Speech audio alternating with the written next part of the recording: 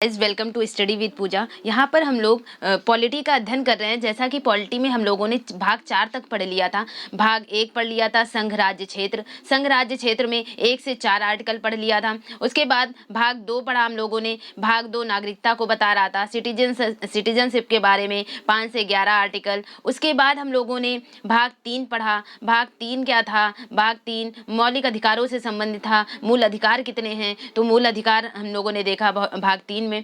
फिर उसके बाद कहाँ से कहाँ तक की? तो 12 से 35 आर्टिकल के बारे में। फिर उसके बाद नेक्स्ट भाग 4 पढ़ा हम लोगों ने। भाग 4 पढ़ा राज्य के नीति निर्देशक सिद्धांत, राज्य के नीति निर्देशक तत्वों के बारे में भाग 4 में पढ़ा और उसमें 36 से 51 आर्टिकल तक की अध्ययन किया।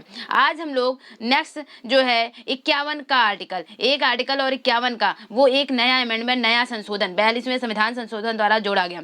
तो अब हम लोग जानते हैं कि ये 51 का में क्या जोड़ा गया। 51 का बेसिकली मूल कर्तव्य के बारे में बताता है। तो मूल कर्तव्य क्यों जोड़े गए? उस समय भारत का सिनेरियो, उस समय देश की सिचुएशन क्या थी, सिनेरियो क्या था। यानी यहाँ हम डायरेक्ट मूल कर्तव्य के बारे में नहीं पढ़ने जा रहे हैं। यहाँ पर हम लोग पूरा कनेक्ट करेंगे कि ये मूल कर्तव्य क्यों आए, देश को क्यों जरूरत पड़ गई एक नया संशोधन करने की और उसमें मूल कर्तव्यों को शामिल करने की। जबकि हम जानते हैं कि हमारे मूल संविधान में मूल कर्तव्य शामिल नहीं थे। यानी मूल अधिकारों को तो मूल संविधान में शामिल किया गया था, लेकिन मूल कर्तव्यों को मूल संविधान में शामिल नहीं किया गया। इसे संशोधन के तहत 42वें संविधान संशोधन 1976 द्वारा शामिल किया गया।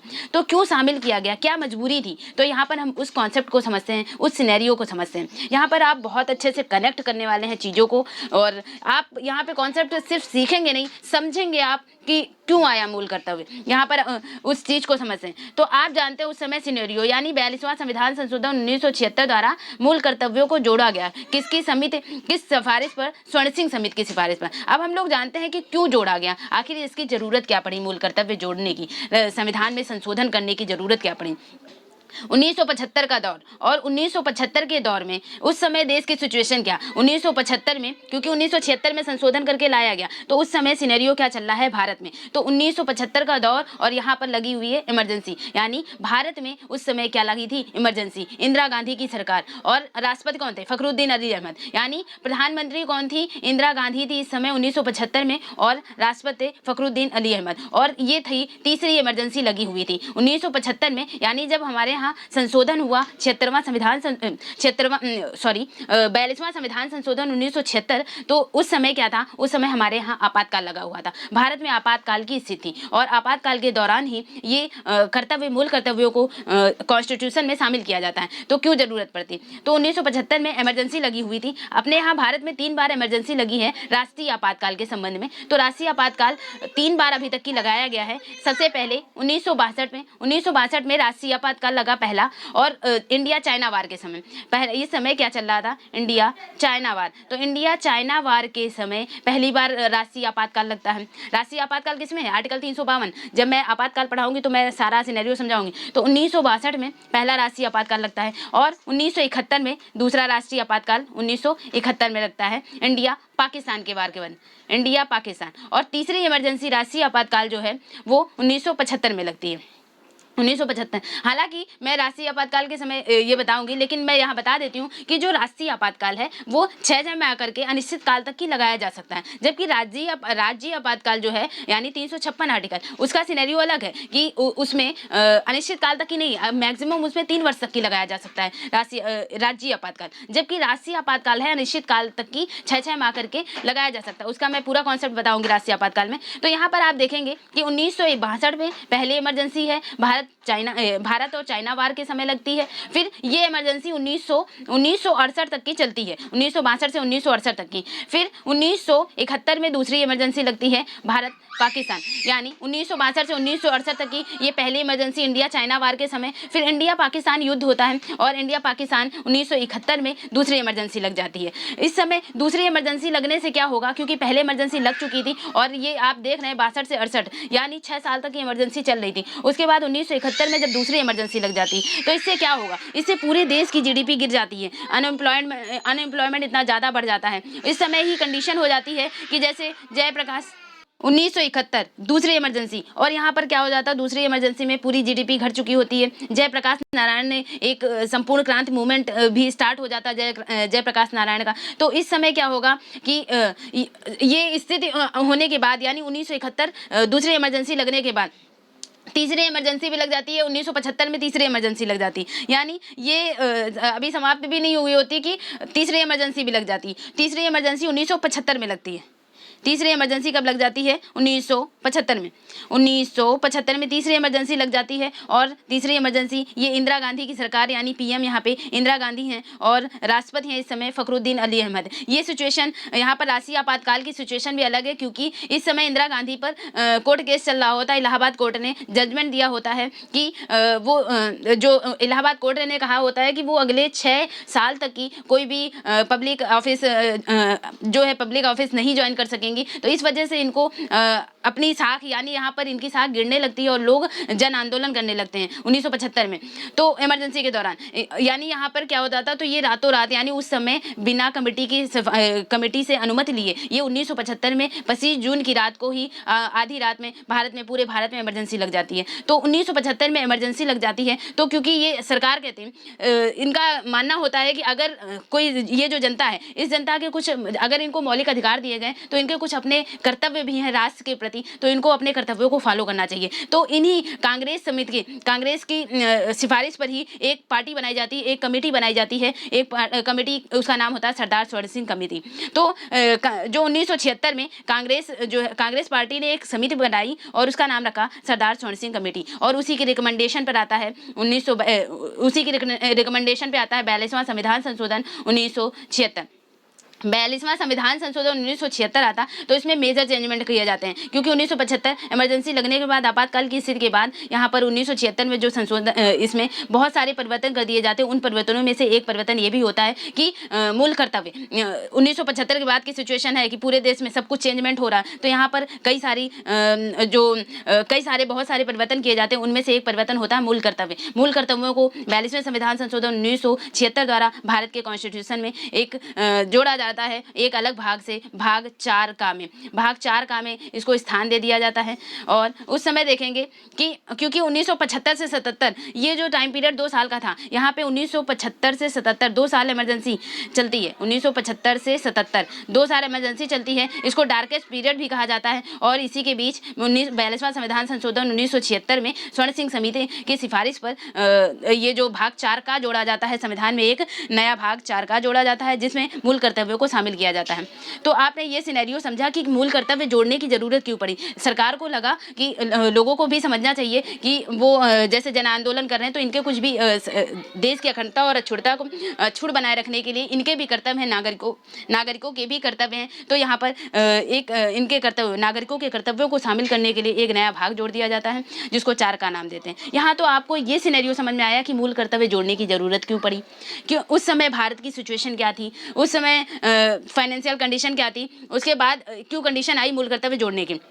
अब हम देखते हैं कि ये मूल कर्तव्य लिए कहाँ से गए हैं। तो यहाँ क्योंकि ये इसमें जोड़ दिए गए हैं जब संविधान में, तो ये कहीं ना कहीं से लिए गए होंगे। तो मूल कर्तव्य कहाँ से लिए गए? यूएसएसआर के संविधान से।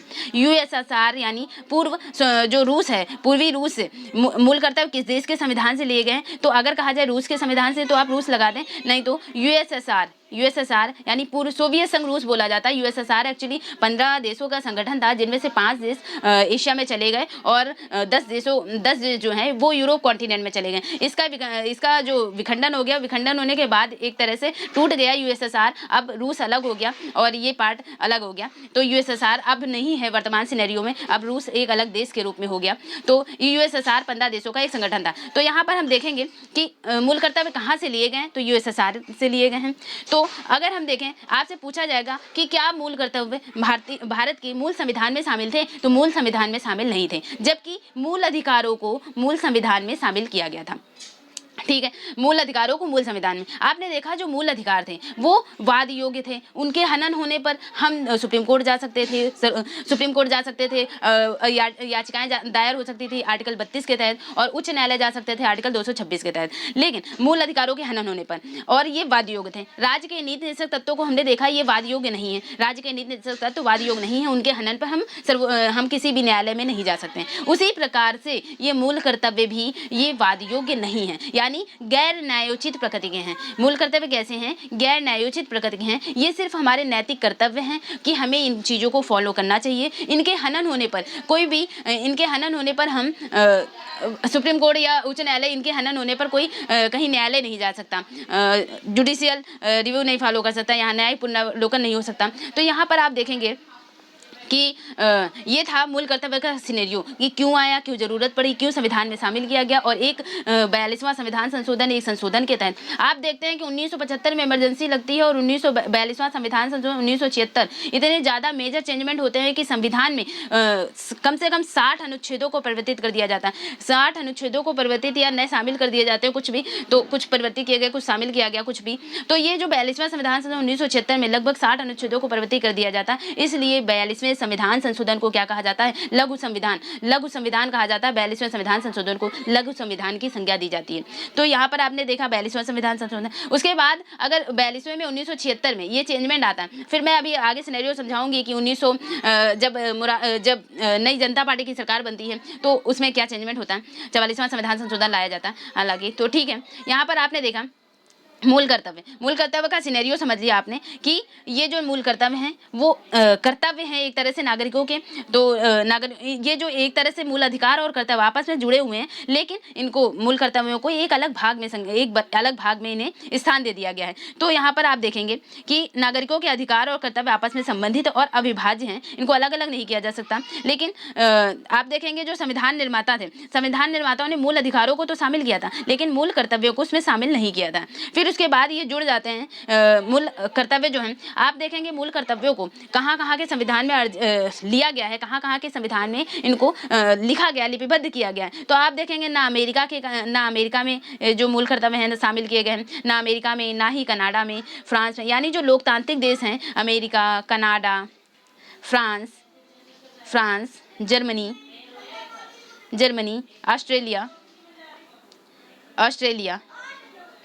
ऑस्ट्रेलिया। तो यहाँ पर आप देखेंगे यहाँ के संविधान में जो नागरिकों के जो कर्तव्य हैं उनको विश्लेषित नहीं किया जाता है, जबकि कहाँ पर है, यानी कहाँ के संविधान में मूल कर्तव्यों को जोड़ा गया है, तो जापानी संविधान में भी नागरिकों के कर्तव्यों को रखा गया है।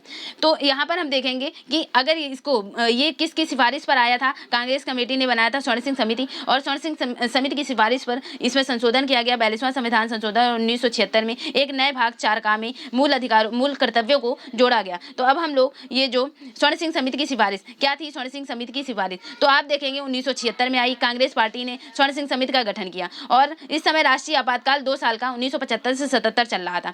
अब यहाँ पर क्या होता है कि मूल कर्तव्यों की आवश्यकता महसूस होती है। मूल कर्तव्य इसलिए आवश्यकता महसूस होती है क्योंकि आपातकाल के दौरान सरकार को लगता है कि यहाँ पर नागरिकों के कुछ कर्तव्य है जिससे एकता और अखंडता बनी रहे, इसलिए इनको कोई एक ऐसा एक्ट लाया जाए, एक ऐसा कोई अलग मूल कर्तव्यों का एक पार्ट होना चाहिए जिससे लोगों को अपने कर्तव्य समझ में आए और उनको फॉलो करें। तो इसलिए मूल कर्तव्यों को संविधान में जगह दे दी जाती है। तो यहाँ पर क्या हुआ कि आवश्यकता महसूस हुई और समिति ने सिफारिश की कि संविधान में मूल कर्तव्यों को एक अलग पार्ट होना चाहिए, और एक अलग पार्ट होना चाहिए, इसलिए इनको एक अलग भाग में इनको स्थान दे दिया गया।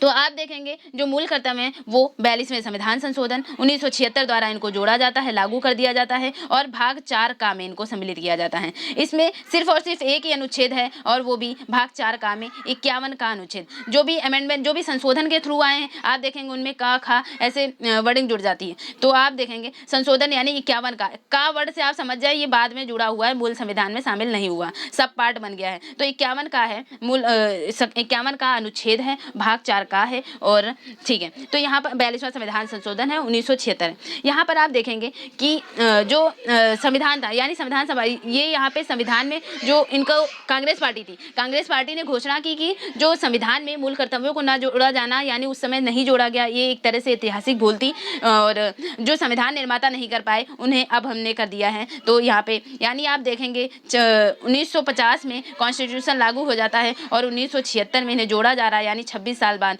26 साल बाद ये एक सुझाव प्रस्तुत किए गए कि कुछ कर्तव्य भी होने चाहिए नागरिकों के, और उनको जोड़ा जाता है 1976 में। ठीक है, फिर उसके बाद क्या होता है कि ये स्वर्ण सिंह समिति बनी, तो इस स्वर्ण सिंह समिति ने जो कमेटी बनाई थी, इसने कितने, आपसे क्वेश्चन क्या पड़ेगा कि स्वर्ण सिंह समिति ने कितने मूल कर्तव्यों को सुझाया था। तो स्वर्ण सिंह समिति ने 8 मूल कर्तव्यों को बताया कि 8 मूल कर्तव्य जोड़े जाने चाहिए। तो 8 मूल कर्तव्यों को जोड़े जाने का सुझाव देती है स्वर्ण सिंह समिति।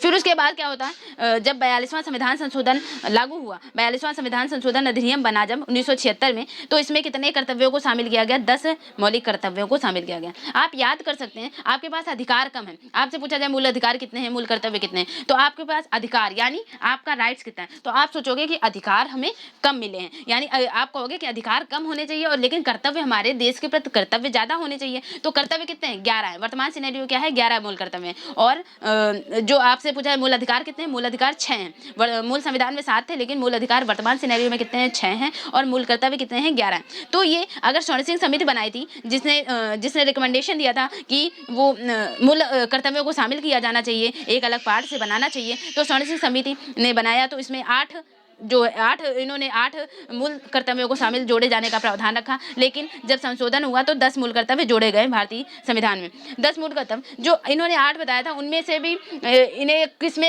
ये पूछा जाता है कि स्वर्ण सिंह समिति द्वारा दी गई सिफारिशों को कांग्रेस पार्टी ने अस्वीकार किया, और कौन सी सिफारिशों को अस्वीकार किया। तो स्वर्ण सिंह समिति की कौन सी सिफारिशों को अस्वीकार कर दिया जाता है, तो यहाँ पर इन्होंने सबसे पहली बात कही थी कि संसद जो है, अगर कहा जाए, इन्होंने ये बात कही कि अगर कोई आर्थिक दंड, यानी संसद जो है किसी आर्थिक दंड या सजा का प्रावधान तब कर सकती है जब कोई किसी कर्तव्य के अनुपालन से इनकार कर दे। यानी यहाँ पर इनका ये मत था कि अगर कोई मौलिक कर्तव्यों को फॉलो नहीं करता, यानी आपका कर्तव्य है कि आपको ये करना चाहिए और आप वो कर्तव्य फॉलो नहीं करते हैं, तो एक आर्थिक दंड या सजा का प्रावधान दिया था कि इसे आर्थिक दंड कुछ लगाना चाहिए। ये थी स्वर्ण सिंह समिति की सिफारिश के आधार पर।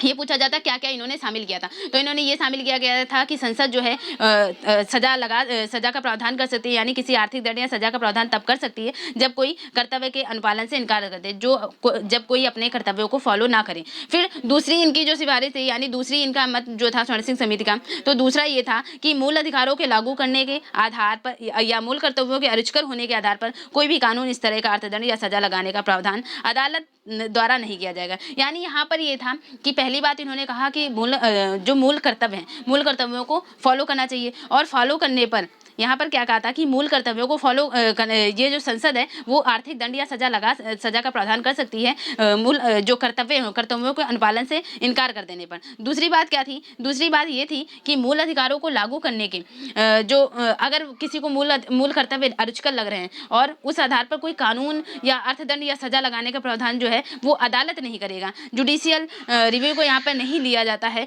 तो यहाँ पर क्या था कि अदालत द्वारा ये काम नहीं किया जाएगा मूल अधिकारों को लागू करने के लिए। संसद कर सकती है कि संसद कोई भी प्रावधान लगा के कोई कानून बना दे जिससे ये मूल कर्तव्य ना फॉलो करने वालों को सजा दी जाए, और लेकिन ये जो न्यायालय द्वारा नहीं करना चाहिए, इनको न्यायालय द्वारा सजा लगाने का प्रावधान नहीं होना चाहिए, कोई भी कानून नहीं बनाना चाहिए, कानून इस तरह के अर्थदंड या सजा लगाने का प्रावधान अदालत नहीं करेगा। तीसरा क्या था, तीसरा इन्होंने बताया कि हमारा कर्तव्य होना चाहिए कि हम टैक्स अदा करें, टैक्स पे करें, तो यानी कर अदायगी की बात की थी स्वर्ण सिंह समिति ने, और अर्थदंड की बात की थी स्वर्ण सिंह समिति ने। लेकिन कानून यानी कि मूल जो कर्तव्य थे, मूल कर्तव्यों के ना मानने पर कोई भी कानून नहीं बनाना था, कोई भी कानून बनाकर उनको सजा नहीं दे सकते, ये बात की थी 3 पॉइंट पर स्वर्ण सिंह समिति। तो आपको यही 3 पॉइंट लिखने होते हैं स्वर्ण सिंह समिति के आधार पर कि उनके क्या मत थे, 3 ही हो गए। अब आप देखते हैं मूल कर्तव्य कितने हैं, तो मूल कर्तव्य वर्तमान सिनेरियो में 11 मूल कर्तव्य हैं। आप यहाँ मूल कर्तव्यों को देख पाएंगे, तो 51 का आर्टिकल में इनको स्थान दे दिया जाता है मूल कर्तव्यों को।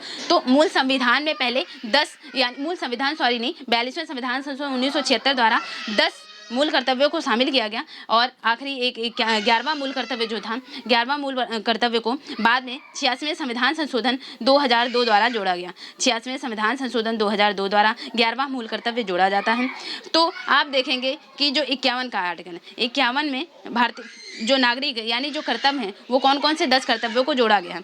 तो आप देखेंगे पहला कर्तव्य क्या है, संविधान का पालन करें, उसके आदर्शों और संस्थाओं, राष्ट्रध्वज और राष्ट्रगान का आदर करें। यानी हमारा कर्तव्य है यहाँ पे आपको कर्तव्य याद जो करने आप याद नहीं, आप समझेंगे कि आपको कर्तव्य कैसे आपको कर्तव्य आपके क्या क्या राइट्स हैं, आपके क्या क्या कर्तव्य हैं, आपको संविधान के प्रति यानी आपके देश के प्रति आपके क्या कर्तव्य होने चाहिए। तो ये मूल कर्तव्य बताता है। तो यहाँ 51 काम में क्या लेके आए, सबसे पहले क्योंकि हम आपको देखिए आप कैसे सिनेरियो याद करेंगे यानी आपको कैसे समझ आ जाएगा पूरा कॉन्सेप्ट। तो यहाँ पर आप सबसे पहली बात कि आप संविधान पढ़ रहे हैं, तो ये आप ट्रिक कह लें या कॉन्सेप्ट कह लें, कैसे याद करते हैं। तो आप पहले संविधान पढ़ें तो संविधान का पालन करना आना चाहिए, यानी आपका कर्तव्य होना चाहिए कि आप संविधान का पालन करें, क्योंकि इसी पर पूरी नींव टिकी है, पूरा देश चल रहा है। तो सबसे पहला आपका कर्तव्य है कि आप संविधान का पालन करें। अगर संविधान का पालन करेंगे तो संविधान के जो संविधान के क्या आदर्श हैं, क्या संस्थाएं हैं, संविधान की संस्था क्या है, एक तरह से राष्ट्रगान है, तो यही तो इन्हीं का तो फॉलो करना पड़ेगा, इन्हीं का तो पालन करना पड़ेगा।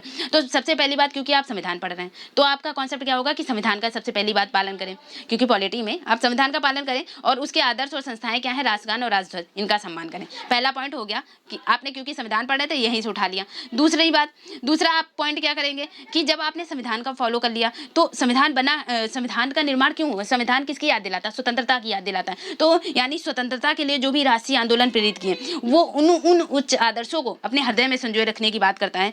ये मूल कर्तव्य हमारा नैतिक कर्तव्य बन जाता है कि जो स्वतंत्रता के लिए जिन्होंने त्याग किया, स्वतंत्रता के लिए जिन्होंने राष्ट्रीय आंदोलन करे, उनके उच्च आदर्शों को हम हृदय में संजोए रखें, उन्हें सम्मान दें, उनका पालन करें। तो ये दूसरा कर्तव्य हो गया। तीसरा, क्योंकि आपने राष्ट्रीय आंदोलन को प्रेरित करने वाले उच्च आदर्श हृदय में संजो रखे, संविधान का पालन कर लिया, तो आप इससे क्या हो रहा है, इससे आप एक तरह से संप्रभुता इकट्ठा कर रहे हैं, संप्रभुता, राष्ट्रीय एकता और अखंडता की बात सोच रहे हैं। तो इससे क्या हो गया, जैसे ही आपने संप्रभुता क्या होता था कि जो देश है संप्रभु राष्ट्र उसको संज्ञा दी जाती है जो आंतरिक और बाह्य निर्णयों को लेने के लिए स्वतंत्र होता है, उसे संप्रभुता कहते हैं। तो यहाँ से आप क्या कर रहे हैं कि आपने संविधान का सम्मान कर लिया, संविधान का पालन किया, जिससे उनकी संस्थाएं जो थी राष्ट्रगान, राष्ट्रध्वज का पालन करेंगे, आप आदर करेंगे उनका। फिर नेक्स्ट था कि संविधान बना तो क्यों बना, स्वतंत्रता की याद दिलाता है, यानी जो स्वतंत्रता के लिए राष्ट्रीय आंदोलन को प्रेरित करने वाले उच्च आदर्श हैं उनको हृदय में संजोए रखें, उनका पालन करें। 2 पॉइंट हो गए। फिर तीसरा क्या कर रहे हैं, जब आपने संविधान का पालन करने या स्वतंत्रता के लिए राष्ट्रीय आंदोलन प्रेरित करने वाले उच्च आदर्श आपने अपने मन में रख लिए, इससे आप भारत की संप्रभुता, एकता और अखंडता को बचा रहे हैं, यानी एकता और अखंडता की रक्षा कर रहे हैं, छोड़ कर रहे हैं। तीसरा पॉइंट हो जाता है। फिर चौथा पॉइंट कैसे कनेक्ट करेंगे, जब एकता हो गई, अखंडता हो गई भारत में, तो इस तरह से आप देश की रक्षा भी कर रहे हैं एक तरह से, तो देश की रक्षा और आवाहन की बात हो गई चौथे पॉइंट में, चौथा आर्ट है। फिर उसके बाद क्या हो गया, जब देश की रक्षा हो गई तो आप क्या करेंगे, जब देश की रक्षा हो गई, एकता हो रही है, तो यहाँ पर क्या होगा, आपसी भाईचारा बढ़ेगा, भातृत्व बढ़ेगा, समरसता बढ़ेगी, यहाँ पर यानी धर्म भाषा के आधार पर भेदभाव नहीं होगा। तो यहाँ पर 5वां पॉइंट यही इंडिकेट कर देता है कि भारत के सभी लोगों को समरसता होगी, यानी समान भातृत्व भावना का निर्माण करें, धर्म, भाषा और प्रदेश या वर्ग आधारित भेदभाव से परे हों, इनको भेदभाव ना रखें, ऐसी प्रथाओं का त्याग करें जो स्त्रियों के विरुद्ध हो। जब आपने ये चीज़ें कर ली, यानी भारत में सभी लोगों में समरसता आ गई, सबसे पहला आपने संविधान का सम्मान किया और राष्ट्रीय गान और राष्ट्रीय जो राष्ट्रध्वज है उनका सम्मान किया। फिर उसके बाद दूसरा पॉइंट हुआ कि संविधान हम पढ़ रहे हैं तो संविधान कैसे मिला, हमको स्वतंत्रता की याद दिला रहा है, यानी स्वतंत्रता को जो स्वतंत्रता के लिए जो राष्ट्रीय आंदोलन हुए उनको अपने हृदय, उच्च आदर्शों को अपने हृदय में संजोया। फिर जब संविधान की बात हो गई, स्वतंत्रता की बात हो गई, संविधान स्वतंत्रता के बाद, तो उससे हमारी क्या हो रही, इन दोनों बातों से हमारी संप्रभुता, एकता, अखंडता अक्षुण्ण हो रही है। तो इस एकता, अखंडता के अक्षुण्ण की बात करता है तीसरा कर्तव्य। तो और फिर उसके बाद जब एकता संरक्षित हो गई तो यहाँ पर देश की रक्षा हो रही है एक तरह से। चौथा पॉइंट हो गया, देश की रक्षा करें, आह्वान किए जाने पर राष्ट्र की सेवा करें। 5वां पॉइंट क्या हो गया, जब देश की रक्षा हो गई तो आपस में भाईचारा, एकता, अखंडता क्योंकि हो चुकी है तो आपस में भाईचारा आएगा, समरसता आएगी, धर्म भाषा के आधार पर भेदभाव नहीं होगा, आप स्त्रियों का सम्मान करेंगे। तो ये स्त्रियों के जो भी ऐसी प्रथाओं का त्याग कर देंगे जो स्त्रियों के सम्मान के विरुद्ध। 5 पॉइंट आपने कनेक्ट करके, रिलेट करके आपने बहुत अच्छे से सीख लिए। फिर उसके बाद जैसे ही आपने सम्मान कर लिया, भारत के सभी लोगों में समरसता, समान भ्रातृत्व व्याप्त हो गया। तो इससे क्या हुआ? इससे हमारी एक तरह से संस्कृति बच रही है। तो इससे हमारी सामाजिक संस्कृति और गौरवशाली परंपरा का महत्व आप समझें, यानी हमारी सामाजिक संस्कृति और गौरवशाली परंपरा का महत्व समझिए, उनका परिरक्षण करें। फिर आपने संस्कृति बचा ली, तो इससे इस संस्कृति में कुछ पर्यावरण, प्राकृतिक धरोहर भी थी, तो उन प्राकृतिक पर्यावरण जैसे हो गई वन, झील, नदी, वन्यजीव, इनकी रक्षा करें, आप संवर्धन करें और प्राणी मात्र के प्रति दया भाव रखें। जब आप ये दया भाव रख रहे हैं, यानी आपका मनोवैज्ञानिक दृष्टिकोण सही हो रहा है, तो आप क्या कहेंगे? 8वां पॉइंट क्या हो जाएगा? वैज्ञानिक दृष्टिकोण, मानववाद। क्योंकि आप इनके प्रति दया रख रहे हैं, तो आपके अंदर क्या है? मानवता आ रही है। तो आप वैज्ञानिक दृष्टिकोण, मानववाद, ज्ञानार्जन और सुधार की भावना का विकास, आप में सुधार हो रहा, आप में ज्ञानार्जन हो रहा, मानवतावाद, तो आप इन चीज़ों को कनेक्ट करते जाएं। फिर उसके बाद आपने पर्यावरण की रक्षा कर ली, वन्य जीवों के प्रति आपने रक्षा और संवर्धन किया, तो इससे आपका वैज्ञानिक दृष्टिकोण और मानववाद का सृजन हो गया, भावना का विकास हो गया।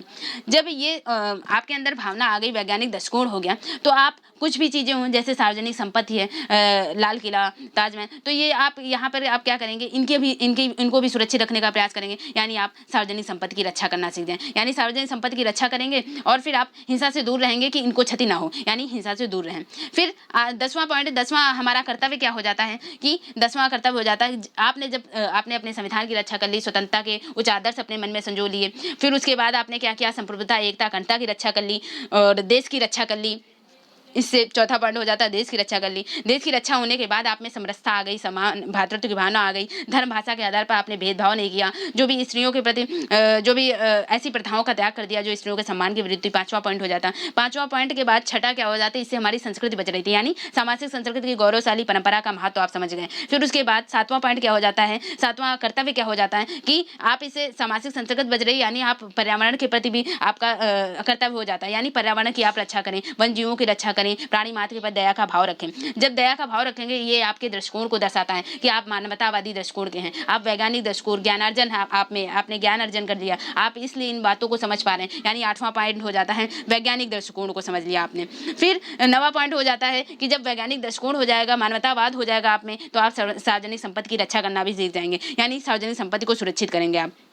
फिर नेक्स्ट 10वां पॉइंट क्या हो जाता है? जब आपने इतने सारे कर्तव्य अपना लिए, तो आप क्या करेंगे? आपकी जो गतिविधियां होंगी उनमें उत्कर्ष होगा, वो आप बढ़ने का सतत प्रयास करने लगेंगे, यानी व्यक्तिगत और सामूहिक गतिविधियों के सभी क्षेत्रों में उत्कर्ष की ओर बढ़ने का सतत प्रयास करने लगे। राष्ट्र निरंतर बढ़ते हुए प्रयत्न की ओर होगा, उपलब्धियां होंगी, नई ऊंचाइयां होंगी, तो आप इन चीज़ों को छू लेंगे। तो ये हो जाता है 10वां कर्तव्य। फिर लास्ट हो जाता है 11वां 6 से 14 वर्ष तक के बच्चों को, जब आपने ये सारे कर्तव्य फॉलो कर लिए, तो एक बच्चों की भी बात हो जाए कि बच्चे ये भी ना छूटें इस वर्ग से, तो 6 से 14 वर्ष तक के बालकों को आप स्कूल भेजें। 6 से 14 वर्ष तक के बालकों जिससे उनके अंदर ये सारी भावना, ये सारी कर्तव्य अपने आप व्याप्त होते चले जाएं। तो लास्ट में आपने ये भी बात समाहित कर दी कि 6 से 14 वर्ष के उम्र के बच्चों को अपनी शिक्षा के अवसर उपलब्ध कराएं। और ये किस संविधान संशोधन द्वारा जोड़ा गया? तो 86वां संविधान संशोधन 2002 द्वारा।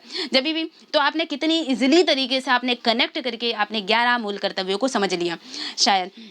हाँ, आई होप आपको बहुत अच्छा लगा भी होगा। फिर उसके बाद आप ये जो 11वां मूल कर्तव्य हुआ, 86वां संविधान संशोधन 2002 द्वारा जोड़ा गया। आपको यहीं पर याद आना चाहिए कि 86वां संविधान संशोधन किस लिए फेमस है। 86वां संविधान संशोधन में क्या मेजर चेंजमेंट हुए? 21 का आर्टिकल चेंज हुआ। 21 का आर्टिकल में आपने देखा कि 6 से 14 वर्ष के बालकों को निःशुल्क अनिवार्य शिक्षा का प्रावधान 21 का आर्टिकल में मूल अधिकारों के तहत भी शामिल किया गया। फिर दूसरा क्या देखा था आपने 86वें संविधान संशोधन 2002 द्वारा, यानी 45 आर्टिकल 45 में चेंजमेंट हुआ। वहाँ पर 6 से 14 जो वर्डिंग थी उसको हटा करके ये हुआ कि 14 वर्ष से कम उम्र के बालकों के लिए शिक्षा का प्रावधान किया जाए। तो यानी आर्टिकल 45 में भी चेंजमेंट पूछा जाएगा। तो 86वां संविधान संशोधन 2002, 21 का में परिवर्तन किया गया तो भी मूल अधिकारों की श्रेणी में डाला गया, तो भी 86वां संविधान संशोधन 2002। और तीसरा बन जाता है कि मूल कर्तव्यों में 6 से 14 वर्ष के बालकों की जो बात की जाती है वो भी 86वां संविधान संशोधन 2002 द्वारा। आई थिंक आप चीज़ें कनेक्ट करने लगे होंगे अब तक।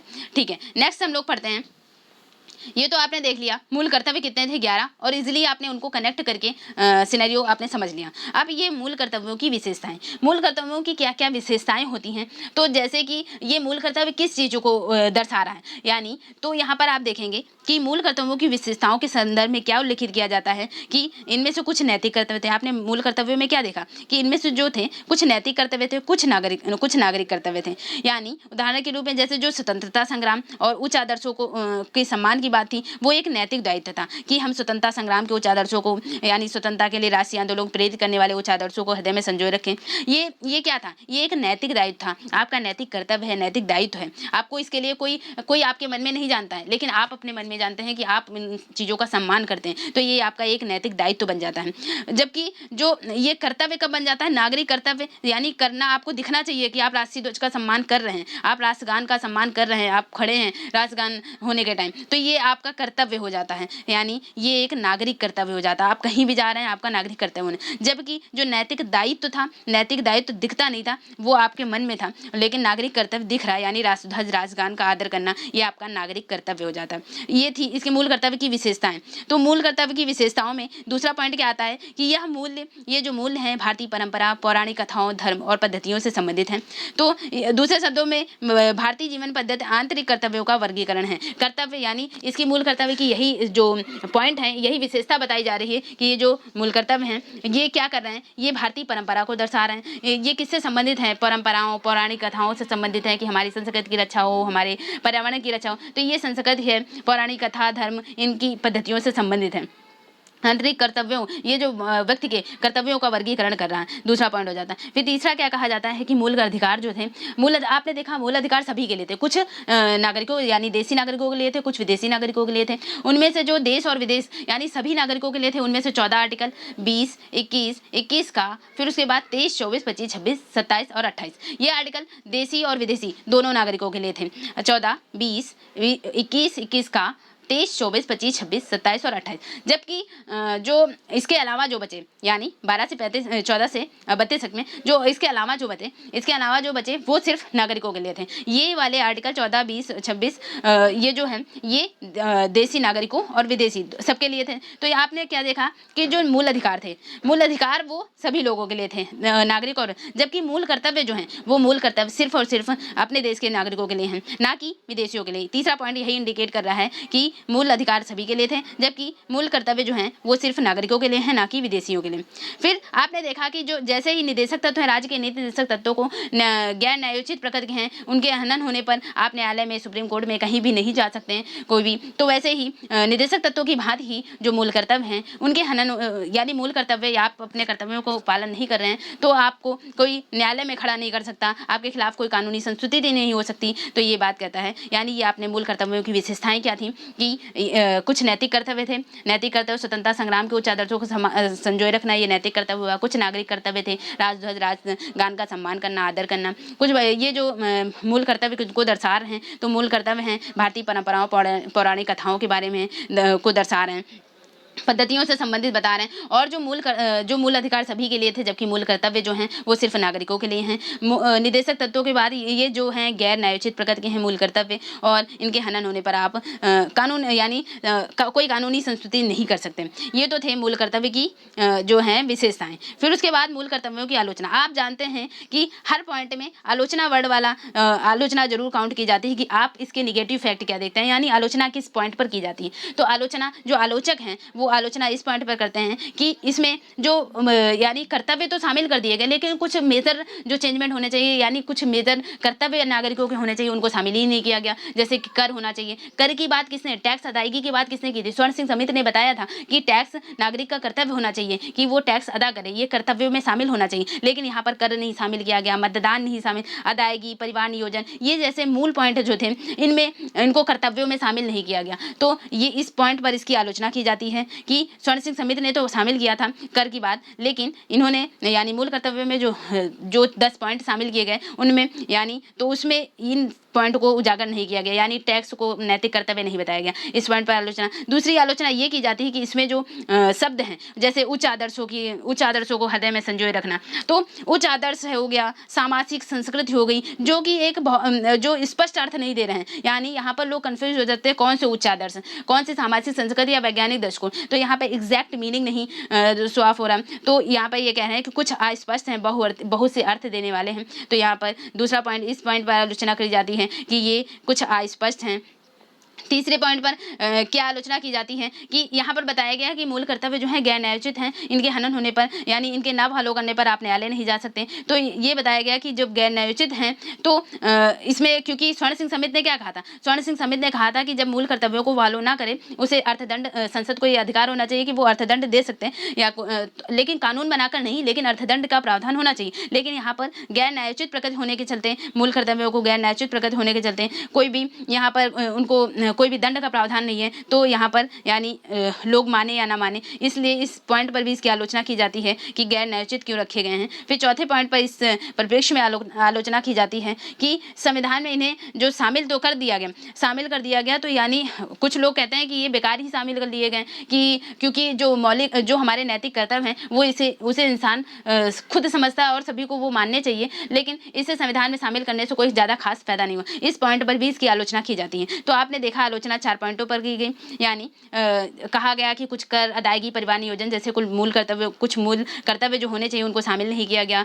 गैर न्यायोचित प्रकृति के रखे गए हैं जिससे लोग माने या ना माने, इससे आप उनको बाध्य नहीं कर सकते कि आपको राजध्वज का सम्मान, राजगान का सम्मान करना ही चाहिए। फिर उसके बाद आपने देखा ये बहुत से अर्थ प्रकट करने वाले हैं, बहुअर्थी हैं, यानी कुछ स्पष्ट अर्थ नहीं देते हैं। फिर चौथा आपने देखा कि इन्हें शामिल करने पर आलोचक कहते हैं अतिरेक करार दिया, अतिरेक यानी बेकार में ही शामिल कर दिया, खाली संविधान को थोड़ा बढ़ा दिया। बस आप इस पॉइंट पर इसकी आलोचना कर सकते हैं। फिर आपने देखा ये आलोचक पॉइंट हो गए। फिर मूल कर्तव्यों का महत्व, नेक्स्ट क्या है, मूल कर्तव्यों का महत्व। तो मूल कर्तव्यों का महत्व किस पॉइंट पर देखते हैं कि मूल कर्तव्यों का महत्व क्या है। तो मूल कर्तव्य जो हैं ये एक तरह से नागरिकों को वार्निंग देते हैं, चेतावनी देते हैं कोई भी काम करने से पहले, जैसे कि अगर वो अपने समाज हो गया, अपने साथी नागरिकों के प्रति अपने कर्तव्यों के बारे में जानकारी देते हैं। यानी यहाँ पर क्या है, यहाँ पर महत्व की बात की जा रही, यानी मूल कर्तव्य एक वार्निंग के रूप में सेवा करते हैं कि वे अपने अधिकारों का प्रयोग करते हैं। जैसे कि जब वे अपने अधिकार मान रहे हैं यानी मूल अधिकारों का फॉलो कर रहे हैं, मूल अधिकार उनके पास हैं, तो उनके कुछ डाइट्स, उनके कुछ कर्तव्य भी हैं कि वो अपने कर्तव्यों को फॉलो भी करें, अपने कर्तव्यों को भी करें। तो यहाँ पर अगर वो अधिकार ले सकते हैं तो उनका उत्तरदायित्व है कि वो कर्तव्य भी करें उस चीज़ के लिए। यानी तो यहाँ पर ये चेतावनी देते हैं मूल कर्तव्य कि आप राष्ट्र विरोधी और समाज विरोधी गतिविधियाँ जैसे राजध्वज को जलाना, राजगान का सम्मान न करना, सार्वजनिक संपत्ति को नष्ट कर देना, जैसे आप देखते हैं हिंसा और ये सब कुछ होता है, तो यहाँ पे सार्वजनिक संपत्ति को आग लगा दी जाती, कुछ भी कर दिया जाता, तो इनके खिलाफ चेतावनी देते हैं मूल कर्तव्य कि आपका कर्तव्य है आज आप अपने देश को अखंडता अक्षरता को बनाए रखें। तो ये कर्तव्य यानी समाज विरोधी, राष्ट्र विरोधी गतिविधियों के खिलाफ ये चेतावनी प्रकट करते हैं, नागरिकों के मूल कर्तव्यों के लिए ये वार्निंग देते हैं। फिर उसके बाद आप देखते हैं कि जो मूल कर्तव्य हैं वो नागरिकों के लिए एक तरह से प्रेरणा स्रोत हैं। आप देखेंगे कि आपको प्रेरणा देते हैं कि आपको ये कार्य करने चाहिए। ये यहाँ पर आप देखेंगे जो मूल कर्तव्य हैं इनका महत्व इसलिए और स्पष्ट हो जाता है कि मूल कर्तव्यों को अगर देखा जाए कि इन्हें अगर इनका महत्व ना होता, आप सोचें इनका महत्व ना होता तो 42वें संविधान संशोधन 1976 में जब इन्हें शामिल कर दिया जाता है, 1976 में जब इन्हें शामिल कर दिया जाता है उसके बाद मेजर चेंजमेंट होते हैं, यानी 42वें में जो भी परिवर्तन किए जाते हैं उसके बाद उसको 44वें संविधान संशोधन 1978 में जो भी उन चीज़ों को फिर से यहाँ पुरानी परिवर्तन किया जाता है, यानी 1942 में 1976 में जो अतिरिक्त चीज़ें जोड़ दी गई थी 44वें संविधान संशोधन में उसमें कटाव कर दिया जाता है, उसमें उन चीज़ों को फिर से परिवर्तित कर दिया जाता है। तो आप देखेंगे 42 का संशोधित रूप था एक तरह से 44वां संविधान संशोधन। तो अगर इसमें मूल कर्तव्यों का महत्व ना होता, आप इस चीज़ से अंदाजा लगा सकते हैं कि 42वां संविधान संशोधन 1976 अगर मूल कर्तव्यों का महत्व ना होता तो मूल कर्तव्यों को भी 44वें संविधान संशोधन के तहत हटा दिया जाता। लेकिन आप देखेंगे नई जनता पार्टी की सरकार बनती है और वो हालांकि आपातकाल के बाद क्योंकि आपातकाल के बाद इंदिरा गांधी की सरकार गिर जाती है, इंदिरा गांधी की सरकार गिरने के बाद नई जनता पार्टी की सरकार आ जाती है और नई जनता पार्टी की सरकार जो है और जो नेता बनते कौन बनते हैं, मोरारजी देसाई। तो मोरारजी जो देसाई हैं वो मोरारजी देसाई, तो यहाँ पर आप देखेंगे कि 42वें संविधान संशोधन के बाद 1976 के बाद नई जनता पार्टी की सरकार आई और काफ़ी मेजर चेंजमेंट फिर से किए जाते हैं और 42वें के बाद फिर 44वां संविधान संशोधन 1978 आता है और फिर 43वां भी आता है, यानी 42वां 1976 में आया संविधान संशोधन, तो 43वां 1977 में संविधान संशोधन आता है और 44वां संविधान संशोधन 1978 में आता है। तो 44वां बहुत मेजर चेंजमेंट करता है, 42वां संविधान संशोधन बहुत मेजर चेंजमेंट होता है। तो आप देखेंगे कि जो नई सरकार आई तो उसने क्या किया, उसने मूल कर्तव्यों को हटाया नहीं, यानी संविधान की श्रेणी से मूल कर्तव्यों को हटाया नहीं, जो कि ये प्रकट करता है, जो कि जाहिर करता है कि मूल कर्तव्यों को जोड़ा जाना एक तरह से आवश्यक था, तभी तो इसको हटाया नहीं गया। और ये बात तब और स्पष्ट हो जाती है, यानी जब आप देखेंगे कि ये बात और स्पष्ट तब हो जाती है कि मूल कर्तव्य कितने आवश्यक थे, जब ये 86वां संविधान संशोधन 2002 द्वारा 86वें संविधान संशोधन 2002 द्वारा एक और मूल कर्तव्य जोड़ दिया जाता है, यानी 11वां मूल कर्तव्य जोड़ दिया जाता है, 6 से 14 वर्ष तक के बालकों के लिए शिक्षा के अवसर उपलब्ध कराना। यानी जब 11वां मूल कर्तव्य जोड़ दिया जाता है तो इसकी इंपॉर्टेंस और बढ़ जाती है। तो आप देखते हैं कि मूल कर्तव्यों का महत्व भी था, यहाँ पर आपने देखा कि मूल कर्तव्यों का महत्व था, इसीलिए उसको 44वें संविधान संशोधन 1978 द्वारा हटाया भी नहीं जाता है, उसमें कोई चेंजमेंट नहीं किया जाता है, यानी मूल कर्तव्यों को जैसा तैसा बना रहा दिया। लेकिन आपसे क्वेश्चन कैसे पूछेगा, स्वर्ण सिंह समिति ने कितने मूल कर्तव्यों को शामिल करने की बात कही, तो 8 मूल कर्तव्यों को। फिर उसके बाद मूल संविधान जो संविधान में 42वें संविधान संशोधन 1976 द्वारा कितने मूल कर्तव्यों को जोड़ा गया, तो 10 मूल कर्तव्यों को जोड़ा गया। फिर वर्तमान सिनेरियो में कितने मूल कर्तव्य हैं, तो 11 मूल कर्तव्य हैं। तो 11वां मूल कर्तव्य किस संविधान संशोधन के तहत जोड़ा गया, तो 86वें संविधान संशोधन 2002 द्वारा जोड़ा गया।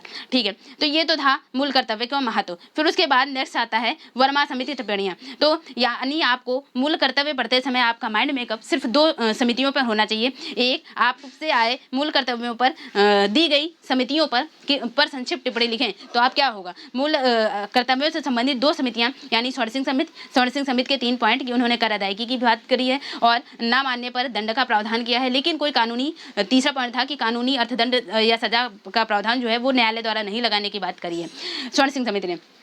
फिर उसके बाद आप देखेंगे दूसरी कमेटी इसमें क्या पढ़ते हैं मूल कर्तव्यों में, वर्मा समिति पढ़ते हैं। वर्मा समिति किस चीज़ की सिफारिश करती है, वर्मा समिति आती है 1999 में। स्वर्ण सिंह समिति आपने देखा 76 में आई, 1976 में।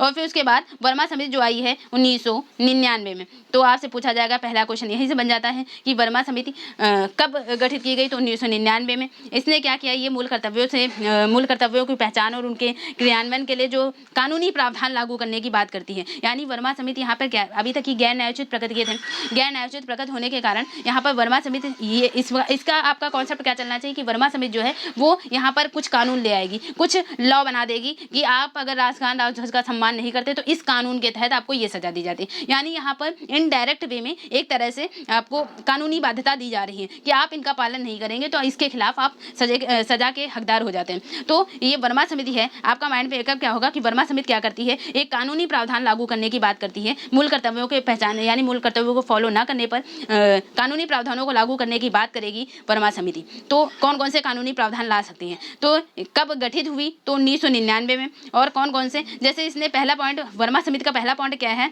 तो पहला पॉइंट है कि आप राष्ट्र गौरव का यानी राष्ट्रीय ध्वज राष्ट्रगान का अनादर कर रहे हैं, तो अनादर करने के लिए आपको सजा मिल सकती है, किस अधिनियम के तहत, तो इन्होंने एक अधिनियम बना दिया, राष्ट्रीय गौरव अपमान निवारण अधिनियम।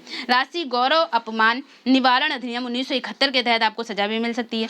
तो यहाँ पर ये जो है एक कानूनी प्रावधान लागू कर देते हैं वर्मा समिति। कई कानूनी प्रावधान लागू किए गए, जैसे आप राष्ट्रगान राष्ट्रध्वज के संबंध में राष्ट्रीय गौरव अपमान निवारण अधिनियम लागू किया गया। आपराधिक कानून, यानी बहुत से जैसे आपराधिक कानून लागू करने, जो आपराधिक कानून है लोगों के मध्य, जैसे भाषा, मूल, वंश, जाति, जन्मस्थल, धर्म आदि के आधार पर जो विभेद फैलाने वाले हैं उनको दंड देने की बात करती है ये वर्मा कमेटी कि आप भेदभाव नहीं कर सकते धर्म, मूल, वंश, जाति के आधार पर। फिर तीसरा पॉइंट है कि सिविल संरक्षण अधिनियम 1955 के तहत क्या कहता है कि आप जाति एवं धर्म से संबंधित अपराधों पर दंड की व्यवस्था करने की बात करता है सिविल अधिकार संरक्षण अधिनियम 1955 सिविल अधिकार संरक्षण अधिनियम। तो आपने देखा ये वर्मा कमेटी है। वर्मा कमेटी और कौन कौन से प्रावधान करती है, जैसे भारतीय दंड संहिता आईपीसी की घोषणा करती है, और जिससे क्या होगा, जो राष्ट्रीय एकता अखंडता को जो भी इससे मतलब इसके लिए खिलाफ हो, यानी राष्ट्रीय एकता अखंडता, उनके लिए दंड का प्रावधान करती है। विधि विरुद्ध यानी कानून के खिलाफ कोई भी कार्य कर रहे हैं तो 1976 विधि विरुद्ध क्रियाकलाप 1976 का प्रावधान करती है। यानी यहाँ पर ये चेंजमेंट, यानी जो वर्मा समिति है वहाँ पर ये चेंजमेंट कर दिए जाते हैं कि कानूनी प्रावधान के अंतर्गत आपको सजा का प्रावधान दे दिया जाता है। लोक प्रतिनिधित्व अधिनियम 1951 के तहत आप धर्म, जाति, भाषा के आधार पर विभेद जो बढ़ाने वाले जैसे संसद सदस्य हैं, राज्य विधानमंडल के सदस्य हैं, उनको अयोग्य घोषित कर सकते हैं। तो लोक प्रतिनिधित्व अधिनियम 1951 के तहत वन्य जीव संरक्षण अधिनियम लाया गया 1972 है। इसके खिलाफ आप अगर दुर्लभ और लुप्तप्राय प्रजातियों के व्यापार को प्रतिबंध लगाने के लिए क्या आता है, वन्य जीव संरक्षण अधिनियम। ये सब अगर आपसे पर्यावरण का क्वेश्चन बनना, वन्य जीव संरक्षण अधिनियम 1972 किस समिति की सिफारिश से आया, तो आपका क्या होगा, वर्मा समिति की सिफारिश पर। तो इस तरह से आपके क्वेश्चन पूछे जाते हैं। वन्य जीव संरक्षण अधिनियम 1972 आया वर्मा समिति कमेटी की सिफारिश पर। और वन संरक्षण अधिनियम 1980 जो आया, यानी दो क्वेश्चन बनते हैं, वन्य जीव संरक्षण अधिनियम 1972, वन संरक्षण अधिनियम 1980। तो ये दोनों किससे आए, ये वर्मा समिति की सिफारिश से आए। आई होप आपने मूल कर्तव्यों को बहुत अच्छे, बहुत डीप में समझा, और शायद ही ऐसा कोई आपको समझाएगा इतना अच्छे से सिनेरियो। तो आई होप आपको बहुत अच्छे से समझ में भी आ गया होगा। अगर समझ में आ गया हो तो आप बेल आइकन को प्रेस करें, सब्सक्राइब करें चैनल को, जिससे आने वाली वीडियो की नोटिफिकेशन आपको आगे मिलती चले। और अगर आपने सीखा है तो आपसे मैं कुछ क्वेश्चन पूछ लेती हूँ। तो जैसे आपसे क्वेश्चन बना कि वर्तमान में संविधान के तहत मूल कर्तव्यों की संख्या कितनी है, मूल कर्तव्यों की संख्या कितनी है, तो आपका आंसर होना चाहिए 11। फिर उसके बाद नेक्स्ट क्वेश्चन, 86वें संविधान संशोधन द्वारा अनुच्छेद 51 का के तहत कौन सा मूल कर्तव्य जोड़ा गया। तो कौन सा मूल कर्तव्य जोड़ा गया 51 का में 86वें संविधान संशोधन, तो 6 से 14 वर्ष तक के बालकों के लिए माता पिता या संरक्षक का कर्तव्य है कि उन्हें शिक्षा का अवसर प्रदान करें। तीसरा नेक्स्ट क्वेश्चन है, भारतीय संविधान में तीसरा क्वेश्चन है, भारतीय संविधान में मूल कर्तव्य जो हैं वो किस देश के संविधान से लिए गए। तो किस देश के संविधान से लिए गए, यूएसएसआर, या फिर ऑप्शन आपके पास रूस है तो आप रूस लगा दें। ठीक है, नेक्स्ट क्वेश्चन, संविधान के मूल कर्तव्यों की व्यवस्था जो है 42वें संविधान संशोधन द्वारा किस वर्ष की गई। तो किस वर्ष 42वां संविधान संशोधन किया जाता है, 1976 में। नेक्स्ट क्वेश्चन क्या बनेगा, जैसे संविधान के किस अनुच्छेद के तहत भारत का प्रत्येक नागरिक का यह कर्तव्य होगा कि वह प्राकृतिक पर्यावरण की रक्षा और सुधार करें। तो किस अनुच्छेद के तहत, तो 51 का आर्टिकल के तहत, 51 का अनुच्छेद के तहत। नेक्स्ट क्वेश्चन, किस समिति की सिफारिश पर संविधान में मूल कर्तव्यों को जोड़ा गया। तो स्वर्ण सिंह समिति की सिफारिश पर, स्वर्ण सिंह समिति। नेक्स्ट क्वेश्चन, स्वर्ण सिंह समिति के सुझाव में थोड़ा फेरबदल करके जो 42वां संविधान संशोधन लाया गया, उसमें 42वें संविधान संशोधन द्वारा कुल कितने मूल कर्तव्यों को जोड़ा गया, 10। जबकि स्वर्ण सिंह समिति के सिफारिश पर कुल कितने मूल कर्तव्यों को जोड़ा गया, नेक्स्ट क्वेश्चन, तो 8। फिर संविधान के किस भाग में मूल कर्तव्य जोड़े गए हैं, तो भाग 4 का अनुच्छेद 51 का। आई होप आपने बहुत अच्छा सेशन समझ आया आपको। ओके, लाइक करें, सब्सक्राइब करें चैनल को, बेल आइकन को प्रेस करें। थैंक यू दोस्तों, और शेयर जरूर करते हैं आप।